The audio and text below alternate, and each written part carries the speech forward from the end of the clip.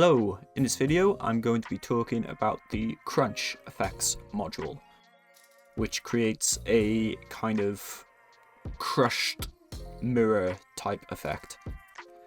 So I'm going to use this VSign visual generator module just as my base visual because the Crunch module by itself doesn't do anything, so I'm just using this as a visual base to apply the effect to. So this is being generated by this module here, but I'm just going to minimize that because we don't need to worry too much about that.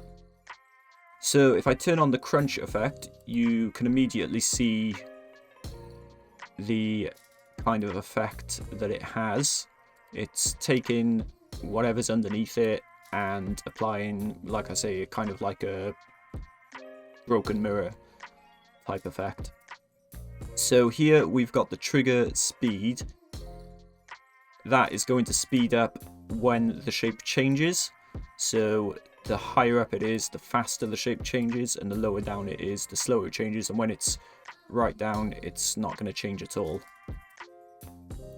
Here we've got the size. So obviously that makes the shapes bigger and smaller. And both of these size and trigger controls have beat controls and sound reactivity controls. As do everything actually in this module. Everything has a beat control and a sound reactive control. At the bottom here we've got our usual transparency setting. So turning that up just makes it more transparent, makes the effect more transparent. And then we've got blend modes. So you've got different ways that you can blend the effect in with what's underneath it. Here we have got a position grid, so we can move the shape around as if it's a 3D object.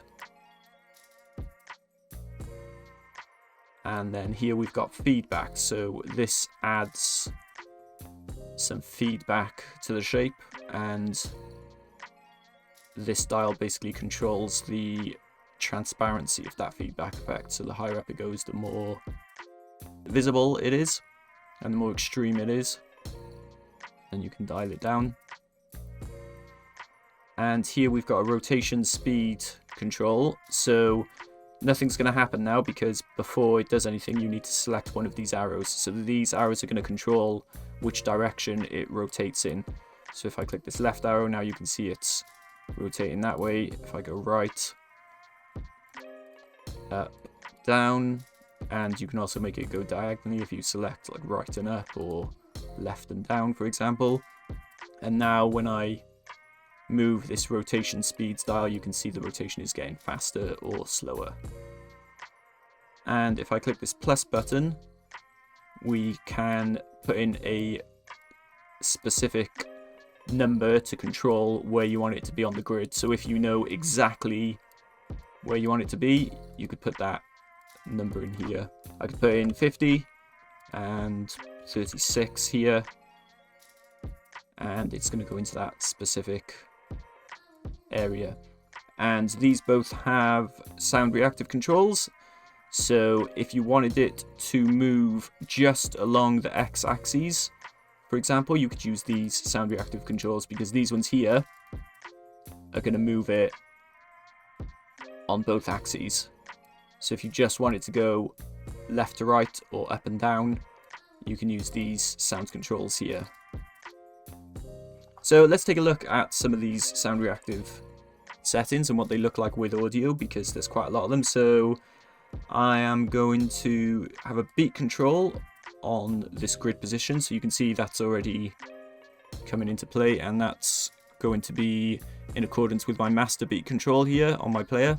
So that's set to 1 note. And as soon as you turn one of these settings on, you get these extra controls here. So JP stands for jump, which means it's jump into the next position, or you can have any of these ease in options. So you've got ease in and ease out and linear. So this means there'll be a smooth transition between the positions.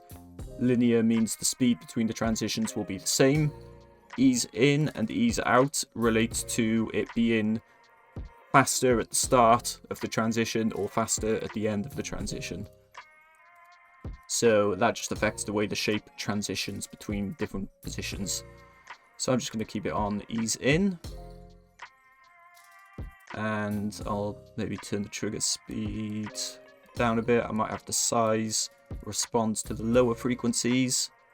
So that's going to respond to primarily the kick drum, probably, in this track I'm going to play. And I'm also going to have the rotation speed respond to the higher frequencies. And I'm going to have that go maybe up and right. Let's just see what that looks like. So I'm going to play some audio now. Okay, so right away I can see that the size is getting too much because it's taking the whole screen. So I'm just going to bring the size sensitivity down a bit. Still a little bit more than I'd like. Let's just bring it down a tiny bit. Okay.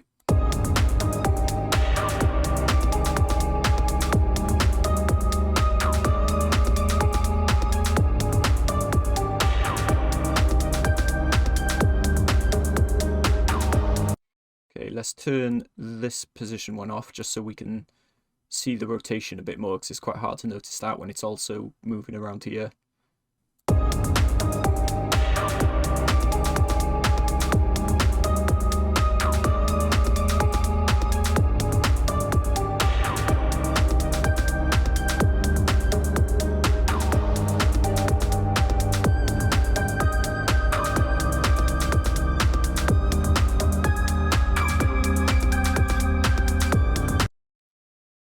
So that's the Crunch module. If you like this video, subscribe to the channel because I'm going to have a lot more ZwoBot tutorials coming soon.